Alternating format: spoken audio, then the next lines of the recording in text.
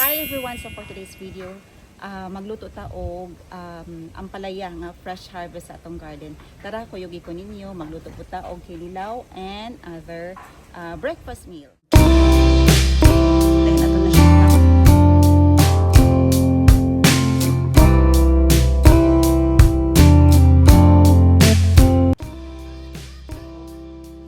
Kinilaw nga fresh.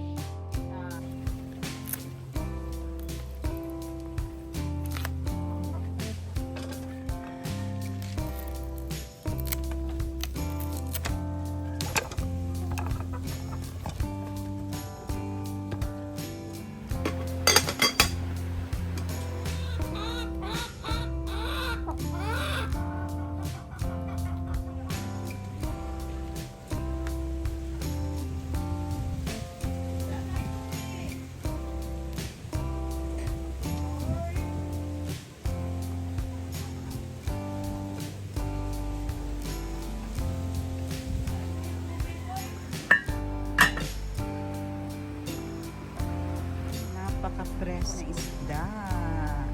Luto na po ang saging natin. Ayan na siya. So, magluluto na tayo ng ating isda. Ayan, so ilagay na natin sa ating palayok. So, atong ibutang sa atong kulon. So, sa Bisayaan ni kulon ang tawag ani niya. Dahil ato na siyang butangan og asin, okra, o siling haba. Naman ang asin, ground pepper, ang atong siling haba. So, magbutang na ta og suka. So, suka sa tubig.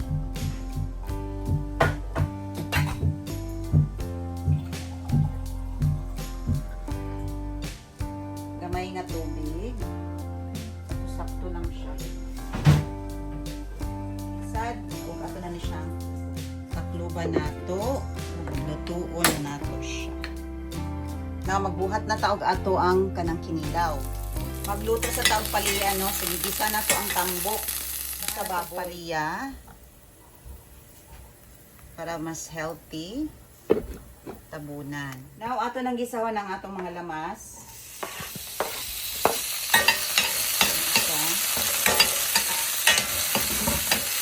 Ato siyang butangan na to ground pepper. Ito na ibutang ang atong karne sa baboy. Dayon tabunan nato. Wait lang ta.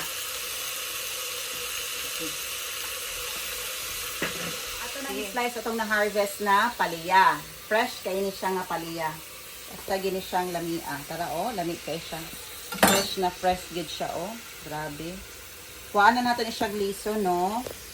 Kaya kini atong isagol sa ato ang pork. Siyang slice o nipis lang siya. Ingon na ani nga slice. Now, lagyan na natin siya ng soy sauce. Ng oyster sauce. Tapos yung ating hiniwa na ang palaya. Mix lang natin, paghaluin, takpan ng mga ilang minuto. Ayan. So, takpan na natin ng mga ilang minuto. Ayan, naluto na po siya. I-turn off na natin. Lagyan natin ng ating isang kutsarang bagoong, homemade bagoong, and ready to serve na to. Hindi na tayo naglagay dito ng tubig. Ayan, dito na ano siya, dry. Ayan na siya. Ano lang natin. So, stir fried, ang palaya. Siyempre, tikman natin and adjust the taste according sa inyong panlasa. Preskong-presko, napakasarap. Let's eat! Wow! Sobrang sarap. Malamis-namis. Ito din ang ating paksiw. Ito din ang ating naluto na paksiw. Ayan, napakasarap, napaka-healthy. Let's eat. Gawin kong kinilaw. kakain na din tayo pagkatapos nito. Ayan, so ituturo ko sa inyo kung paano mag-debone ng sardines or tamban tuloy para gawin natin siyang kinilaw. So, ano yun na siya, debone na siya nako. Tara, na-debone na nato siya, Kita nyo. So, gagawin natin yan siya.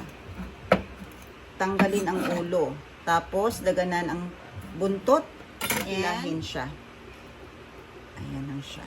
Napakadali lang po. So, in just a few minutes or seconds lang, makadibon na tayo ng isda. Meron pa siyang matitira, pwede nyo siyang kunin. So, ito na ayan, nadibon ko na yan. Ayan siya. Ayan siya. Ayan siya. Ayan lang. So, napakadali lang po. Maghimo na tao, kinilaw. Nalimpyuhan na nato ato ang tamban. Kumusan sa nato ni siyag asin o suka para limpyo gid siya. Gamay lang siya. So, ingani jud ko magkilaw para mamatay gitong mga kuan bitaw kana ang bacteria or So, kumusan sa nato siya. Ayaw pud kay inyo pugaakan, tama-tama lang. Tapos ato na ni siyang hugasan dayon. Na human na ta siya og hugas no, siya kasi og sukaan. Mao na ni atong mga lamas. So, nata diri sibuyas, kamatis, luyang dilaw, luya, pipino o kanaang kuan siya, kanaang kalamansi. So, ato na ni siyang i-mix. So, atong iuna ani is ang gikumusan nga isda, tamban. So, first ko kay na siya nga tamban. So, pagkahuman, butangan na nato siya og mga lamas. So, ilunod na nato tanan ang mga lamas. Lunod na nato tanan. So, apil na ang ato ang pipino. Lami man siya butangan pipino good. Kay para naasad siya kuan kana ang mausap nato nga healthy. So, pagkahuman butangan na nato siya asin. So, tama-tama lang siya nga asin. And then ang ato ang suka sa kana ang kuan niyog. So, halang kay na siya ug ang ato ang dili na ta magbutang og kuan no kana ang patis no or seasoning. Ang atong seasoning kanina lang siyang kuan. Ato ang himo nga bagoong. Dayon butangan nato siya og ato ang kalamansi. So isagol ko na ang iyahang kuan ana kay lami man na siya.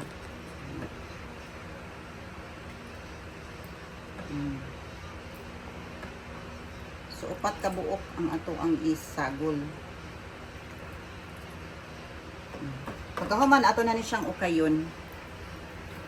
O marinate nato before nato kaunon for 30 minutes para na time nga makuan. Lamis ni siya kung na siya sili nga halang kaayo no. Unya wala man tay sili na kuan naman ato ang sili. Ang sarap nito. Ang ating fresh palaya. Kinilaw. Ang sarap nito. Ating nilagang saging. Sobrang sarap nito. Ito na po ang ating naluto na ang palaya fresh from our garden. Ayan. Ito po ang ating kinilaw. So, try na nato. Kini atong saging is native na Sabah. Lami kay ni siya. Na-miss gini mo. Lami kayo. Pares na ito ni siya og kinilaw nga fresh tamban. Na siya fresh nga turmeric.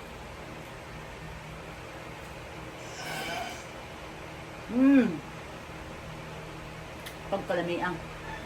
Ato i-try ang atong fresh nga ang palaya. Lamig yun siya basta fresh harvest. The rest time is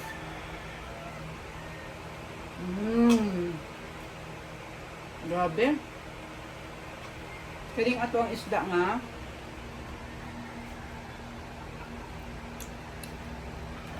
i-try na to kung lamig ba siya. Lami po, maski gagmay. Grabe. Grabe, lami as pamahaw eh. Mauro to. Salamat sa paglantaw. See you in my next vlog. Click subscribe, like, and follow for more video uploads. Bye! Una sila mami, oh, na may saging. Lami kaya mo ang saging. Native na saging. Then paliya. Tay natay isda. Lami kaya mo pamahaw. Namiss ka na mo mami. We love you.